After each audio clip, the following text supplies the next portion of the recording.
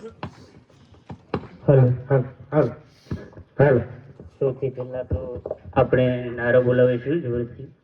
ભારત માતા કે ભારત માતા કે જય જવાન જય જવાન.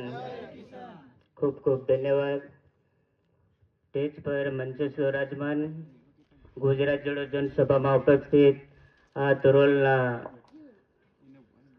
ધરતી પાવન ધરતી પર ઉપસ્થિત રહેલા ગામડે ગામડેથી પધારેલા વડીલો, માતા બહેનો, નાના ભૂલકાઓ તેમજ નવયુવા ક્રાંતિકારીઓ, આ તમામને મારે ખૂબ ખૂબ ધન્યવાદ અને નમસ્કાર. મિત્રો, આ સરકારે 25 થી 30 વર્ષ સુધી રાજ કર્યું.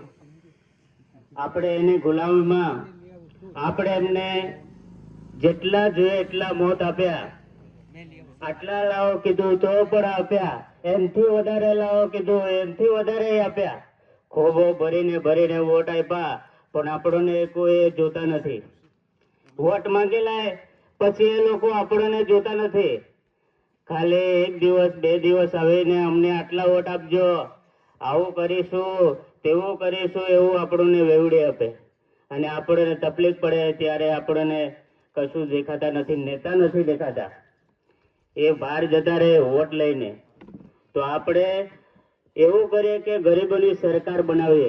આ અમીરોની સરકાર છે, અમીરોની. એટલે આપણે પોતે જ વિચારવું જોઈએ કે આપણે મૂળ માલિકોની સરકાર બનાવીએ અને વિદેશીથી આવનારાને રોકીએ. આપણે બધા મનમાં રાખીને આપણને આપણા છોકરાઓને નુકસાન થાય છે. આપણે પાછા વોટ માંગીને જતા રહે અને આપણને અત્યારે આ 30-35 વર્ષનું હું છું, મને નુકસાન થાય છે, અને પછી આવડા છોકરાને કેટલી નુકસાન ભોગવવી પડે.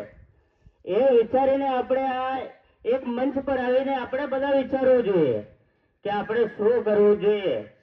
આ સરકારે કીધું અમે રોડ બનાવ્યા, ઘરે ઘરે નળ બનાવી આપ્યા, હેડપંપ બનાવી આપ્યા, હેડપંપમાં મોટરો નાખી આપી, પંચાયતમાં રિપેરિંગ કરી નાખ્યા, પંચાયતના ઘર આવું બધું કરે, બ્રિજ બનાવી દીધા. એવું મને કે મારા પંચાયતના અમુક લોકો, મેં એમને જવાબ આપ્યો, આ પ્રજાના ટેક્સમાંથી ઊભી કરેલી સંપત્તિ કોઈ બાપનો માલિક નથી. આ પ્રજા માલિક છે એનું, એટલે કોઈ માલિક નથી હોતા, આપણે બધા માલિક છે.